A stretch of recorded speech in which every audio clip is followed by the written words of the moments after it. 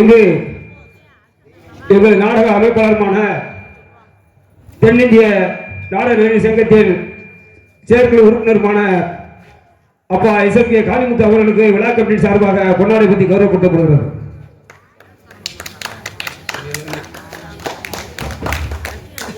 SP கோட்டை காளிமுத்தரின் சொந்தக்காரு. இது வரைக்கும் ஒரு 50 நாடகமாவது அமைச்சு கொடுத்துருப்பாரு. இன்னும் 50 நாடகம் அமைச்சு கொடுத்து 100 நாடகம் அமைத்து கொடுத்து 100 ஆண்டு வாழ வேண்டும் என்று இந்த கிராமத்து சிறவாக வாழ்க்கையை நன்றி தெரிவித்துள்ளோம். நன்றி, வணக்கம். எங்களுக்கு பொன்னாடை போற்றி பெருமைப்படுத்திய நமது சத்திர வெள்ளாளப்பட்டி கிராம பொதுமக்களுக்கும் விழா கமிட்டியாளர்களுக்கும் நமது மறைந்தும் அறியாமல் இருக்கின்ற நமது இல்லமெல்லாம் உள்ளமெல்லாம் இருக்கின்ற எனது பாசமுது அப்பா முனியப்பா தேவர் அவர்களுக்கும் அது எங்கள் சார்பாகவும் எங்கள் தமிழ்நாடு நாடக நடிகர் சங்கத்தின் சார்பாகவும் நான் சார்ந்திருக்கும் தென்னிந்திய நடிகர் சங்கத்தின் சார்பும் நன்றி கலந்த வணக்கம்.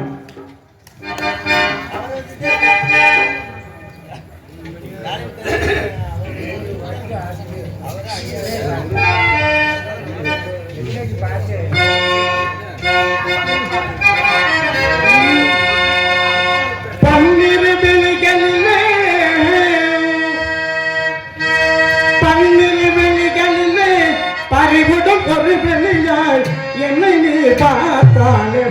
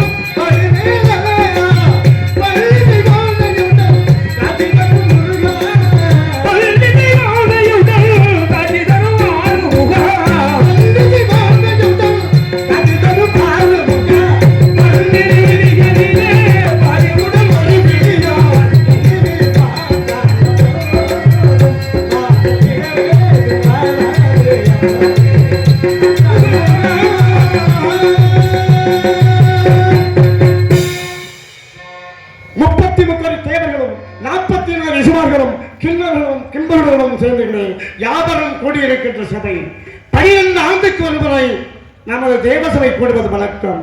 இங்கே யாராரு என்று வரவேற்கும் என்று நமது சித்தர்ச்சனை நினைத்து கேட்கும். யார் எங்கே?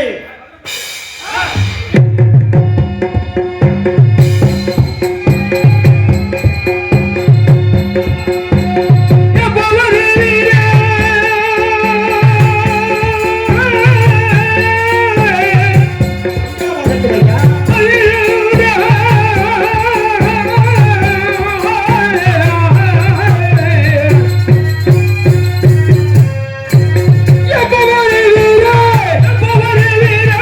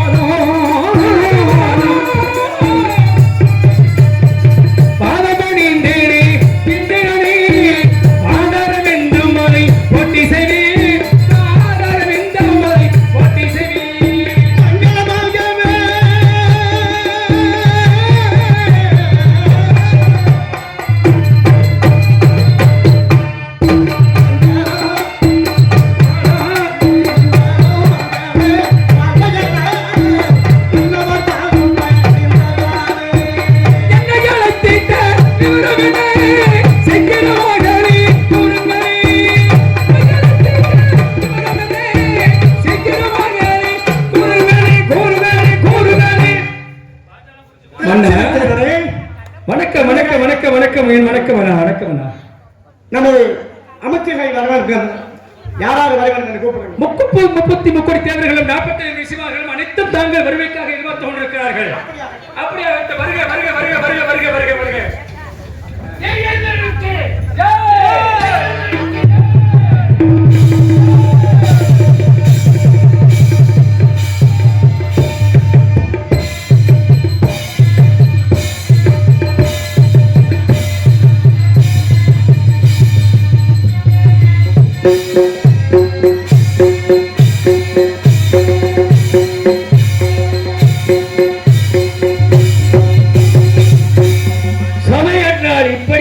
இருக்க வேண்டும். பார்த்தீர்களா? 33 கோடி தேவர்களும் 47 ரிஷிமார்களும் எல்லோரும் வந்து விட்டார்கள். எங்கே சித்திரசேனனை? சித்திரசேனா! குருதேவா வணக்கம் வணக்கம் வணக்கம் குருதேவா வணக்கம் வணக்கம். சித்திரசேனா, சித்திரத்தில் வரையப்பட்ட செந்தாமரை காட்சி அளிக்கின்றார். நீ வாழ்க, இந்த நிலம் வாழ்க, வாழ்க, இந்த நிலத்தில் உள்ள மக்கள் வாழ்க, வாழ வேண்டும் வாழ வேண்டும். எங்கே அமரேந்திரனை இருக்கிறார்? அழைத்து வசிஷ்ட மகிழ்ச்சி வருக வருக வருக. அமரேந்திரா, 1000 கண்கள் என்று பெயர் பெற்று காஜீவ மகரிஷியின் உற்பத்தியாகி காமதேனு கற்க விருட்சகம் அமரஸ்வரம் என்ற வரப்பிரசாதத்தை பெற்ற வேண்டும். அது மாத்திரமா? 100 அசுவமேத யாகம் புரிந்தவன் தான் இந்த அமர உலகத்தில் அமரேந்திரன் பட்டத்துக்குரியவனே. ரம்பை, ஊர்வசி, மேனகை, துளத்தமை, ஆடவள்ளி, அலங்காரவள்ளி என்ற தேவகண்ணிகள் ஆழம் எடுத்து இடிகொடி பிடித்து காண்டுவம் என்ற வில்லை எடுத்து வஜ்ரம் என்னும் ஆயுதம் தொடுத்து பிரிந்த பார்வை அகர்ந்தெடுத்து இந்திராவிடம் கொலுவேற்றிருக்கும் அமரேந்திரா, சர்வ மங்களம் உண்டாகட்டும், மங்களம் உண்டாகட்டும். சித்திரசேனா, எங்கே இடி என்பது விஸ்வாமித்திர முனிவர்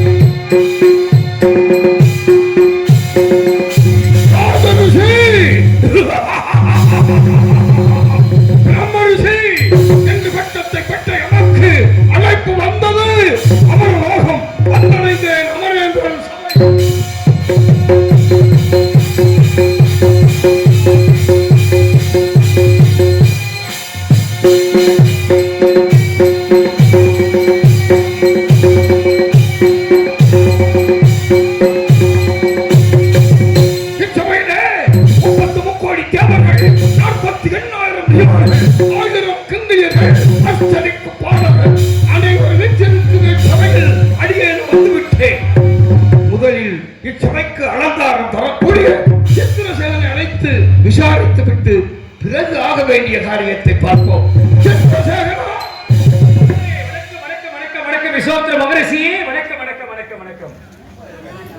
மங்களம் உண்டாகட்டும். ஆமாம், நமது சபைக்கு வர வேண்டியவர்கள் அனைவரும் வந்து விட்டு 33 கோடி தேவர்கள் 47 ரிஷிமார்கள் வந்திருக்கும் பொழுது இதோ இருக்கிறாரே நம்முடைய சபையில். அதை நான் கேட்கவில்லை. வர வேண்டியவர்கள் அனைவரும் வந்து விட்டனரா? வேறு யாராவது வர வேண்டிய பாக்கி இருக்கிறதா என்று கேட்டேன். சுருக்கமாக பேசி சுருக்கமாக பேசி விரிவாக விடை அளிக்க வேண்டும். சரியா? என்னுடைய பாலியல் நண்பர் வசிஷ்டர் எங்கே? நண்பர்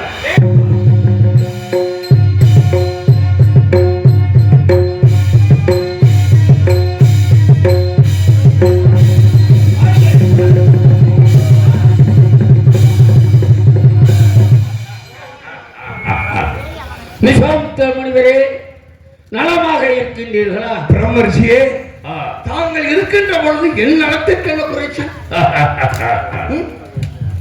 நலத்தை பற்றி ஏன் கேட்டேன் அல்லவா? 12 வருடத்துக்கு ஒரு முறை சபை கூடுவது வழக்கம். உண்மைதான். அந்த 12 வருடத்துக்கு ஒரு முறைதான் நம்ம இருவரும் சந்திக்கின்றோம்.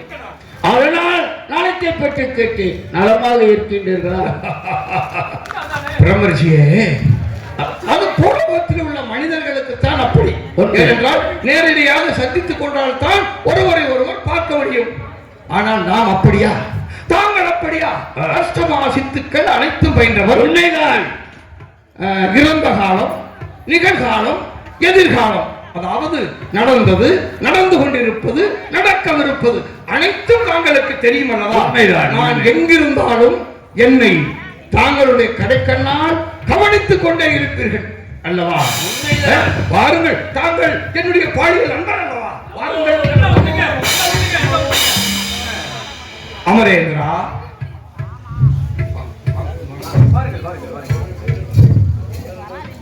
சாஸ்திரர்களுக்கு மங்களம் உண்டாகட்டும். சீரோடும் சிறப்போடும் வாழ வேண்டி வாழ்த்துகிறேன்.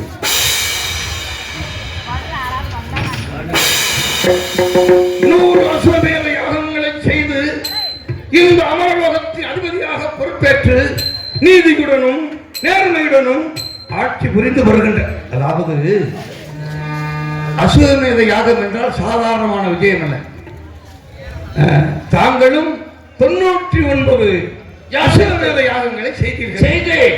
ஒரு யாகம் செய்ய முடியவில்லை. ஆகவே தாங்கள் அமரேந்திர வலப்பக்கம் அமர்ந்து தக்க தருணத்தில் தந்திர மந்திர உபாய வித்தைகளை எடுத்துரைத்துக் கொண்டிருக்கிறீர்கள். உண்மைதான். அந்த ஒரு யாகமும் தாங்கள் பூர்த்தி செய்திருந்தால் இந்த அமரேந்திரன் இருக்கும் இடத்தில் எனக்கு சொந்தம், எனக்கு எல்லாமே சொந்தம் சொந்தம் என்று தானே பூலோகத்தில் உள்ள மனிதர்களும் அழைகிறார்கள். எங்கு இருக்கு இல்லை, இந்த பூலோகத்திலே ஒரு பாட்டு பாடுவார்கள், நாற்காலிக்கு சண்டை போடும் நாடு நம் பாரத நாடு என்று. இங்கே அமரேந்திர சபையிலும் அந்த நாற்காலி சபை உறவு சோர்வாக இருக்க காரணம் என்ன? யாராரு வர வேண்டும்? பாட்டு பெரும் பண்புல நாட்டுக்கு நல்ல பயன் தரும் என்பார்கள். சபை அலங்கரிப்பது என்றால் பாட்டு வேண்டும், இல்லாவிட்டால் பரத வேண்டும், இல்லாவிட்டால் மரண வேண்டும். நீங்கள் யார் யார் வர வேண்டும்? ரம்பை, ஊர்வசி இவர்கள்லாம் வர வேண்டும் இந்த இடத்திற்கு. ஆமா,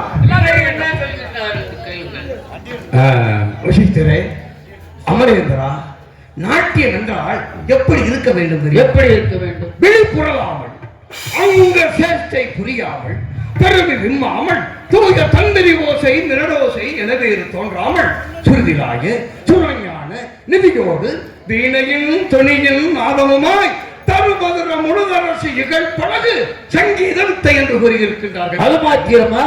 பாலும் குழந்தைகளும் நட்பு பசும் பணியும் ஞானத்தமிழ் பண்டிகை ஞானிகள் யோகிகள் சார சோமரோகிய நற்களை சங்கீதமே. அப்படியும் சங்கீதத்தை கூறியிருக்கின்றார்கள். அழகாக பேசிக் கொண்டிருக்கிறார்கள். யாருடைய நாடகக்கலை? யாரு ஆடினால் என்ன? எமக்கு மேனகை தான் பிடிக்கும். எப்பொழுதுமே மேனையுடைய ஞாபகம் தான் உங்களுக்கு இருந்தாலும் அவளை நான் என்னால் மறக்க முடியுமா? யார் வைத்தால் என்ன? நடனமிகை ஊர்வசி அவர்களே,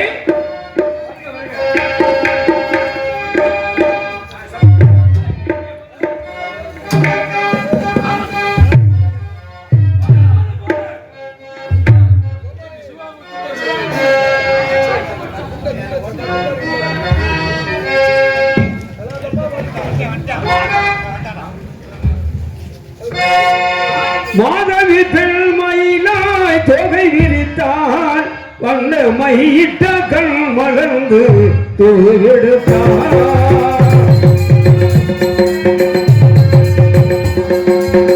மாதவி பெண்மயிலாய் தொகை விரித்தால் வந்த மையிட்ட கண் மலர்ந்து தூவெடுத்தார்.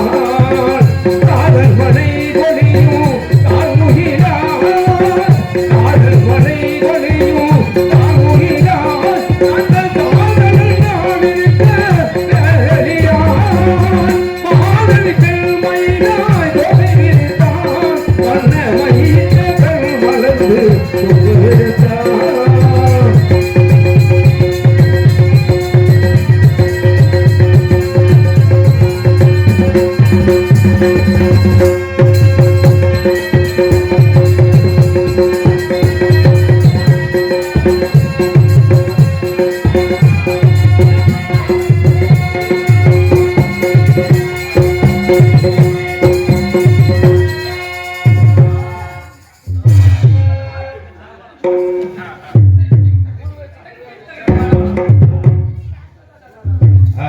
மேனகை மிக பிரபலமாக நடத்திவிட்டார்கள்.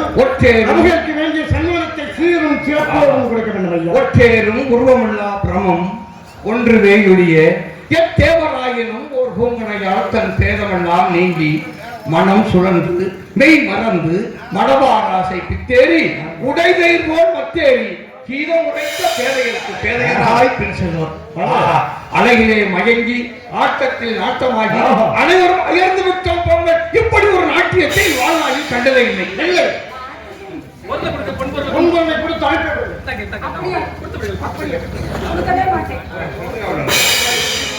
அமரேந்திரா, ஆஹா, அழகான வரவேற்பு, அருமையான நாட்டியம், சபை கலகலப்பாக இருந்தது.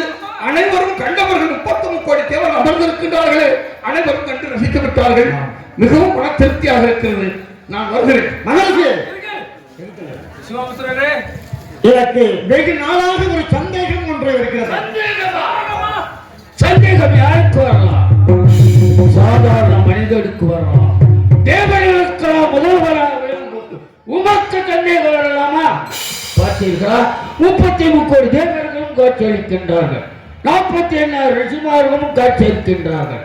நான் இருக்கிறேன். இனிய நண்பர் விஸ்வாமித்திர முனிவர் இருக்கின்றார். அதோ பார்த்தீர்களா, இப்பூலவில் பொய் சொல்லாதவனும் தந்தாரமற்ற பிரதானம் நிச்சயிக்காதவன் வாரி வாரி குடிக்கிற வள்ளல் ஒருத்தன் பொய் சொல்லாதவனும் இருக்கின்றான். இல்லையா? எங்கள் ரொம்ப நான் சந்தேகம் எங்களுக்கு. அமரேந்திரா, என்ன ஒரு ஆச்சரியமாக இருக்கிறது. அதுவும் பூலோகத்தில் பஞ்சமோபாதங்களை செய்யக்கூடிய மனிதர்கள் வாழக்கூடிய பூலோகத்திலே மெய்யின்றி புதிரையானவன், தன் தாரம் என்று பிறராரம் இச்சிக்காதவன், ஒரு பொய் கூட சொல்லாதவன் எப்படி இருக்க முடியும்? ஒருவன் கூட என்ன ஏன் இருக்க முடியாது? இருக்கின்றான். யார் அவன்? அயோத்தி நாட்டு மன்னன் திருச்சங்கரில் வேந்தன் அரிச்சங்க ஒருவன் இருக்கின்றார்.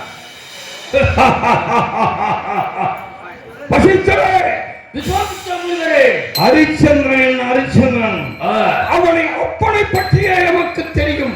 ஏனென்றால் ஒரு காலத்தில் ஹரிச்சந்திரன் நன்மையான திருச்சங்க மகாராஜனுக்கு அம்பலத்தில் சொர்க்கம் அமைத்துக் கொடுத்தவனா. அவன் என்ன? அந்த ஹரிச்சந்திரன் ஒரு பையன், அவன் ஒரு புழுகன், அவன் ஒரு கண்வன் பையன், அயவன், காமுகன்.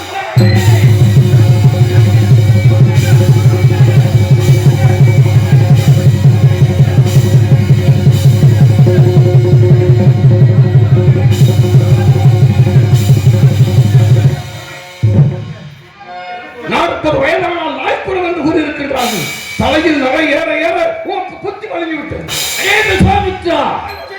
என்னிடத்தில் எத்தனை தடவை மோதி தோல்வியை கண்டிருக்கின்றார். தோல்வியை தான் தோல்வி. இந்த காவிரி மைந்தன் பகவான் விஸ்வாமித்திரன் வாழ்க்கை தோல்வி என்பதே இல்லை. எந்த இடத்தில் நான் தோல்வி கண்டேன்?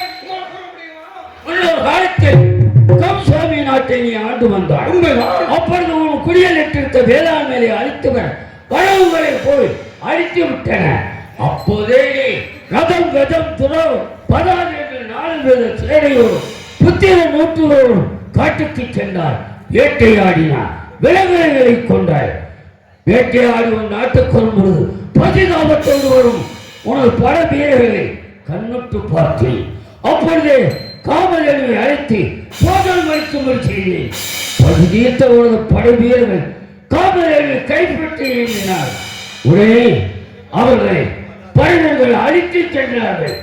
பசித்தனால் தான் இந்த தீங்கு என்று என்னிடத்தில் நீ போரிட்டாய். அதே தோல்வியிருக்கின்றார். இப்பொழுது தோல்வியிருக்கின்றார். அங்கேதான் கவனிக்க வேண்டும். நான் மன்னனாக இருந்தேன், நீ துறவியாக இருந்தாய். அப்பொழுது உன்னிடத்தில் நான் சண்டையிட்டேன். தன்னிடம் இருந்த பிரமதண்டத்தை எடுத்து அபிமந்திரித்து முன்னோன்றி என்னை நீ வென்றாய். உண்மைதான். உன்னிடத்தில் என்ன தெரிவித்து சென்றேன்? உன்போல் நான் முனிவனாக வேண்டும். ஏன் துறவிக்கு வேண்டும் துரும்பு என்று எண்ணினேன். உன்னை போல் முனிவனாக வேண்டும் என்ற எண்ணத்தோடு மகா தவம் ஏற்றேன். வேண்டும் வரத்தை பெற்றேன். பூலோகத்தில் சாதாரண மனிதனாக சத்திய வம்சத்தில் பிறந்த யான் ராஜரிஷி பிரம்ம ரிஷி என்ற பட்டத்தை உம்மை போல் பெற்று வந்தேனா இல்லையா? வெற்றி பெற்றவன் நான் தான். அமரேந்திரா, இந்த கிழவனை வைத்துக் கொண்டிருந்தால் பேசிக் கொண்டே இருப்பான். அந்த அரிச்சதை நான் பகிராக்கி வரும் வரையிலே இந்த தேவனத்திலே யாரை நினைத்தாலும் எமக்கு வந்து உதவி வேண்டும். உம்மால் தர முடியுமா? அப்படியா?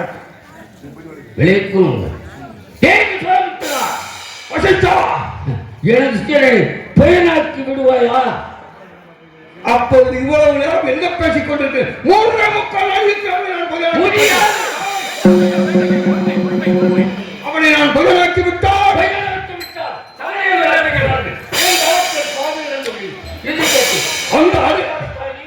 அந்த அரிச்சதை நான் பகலாக்க முடியாவிட்டால் என்னுடைய தவ வலிமை அனைத்து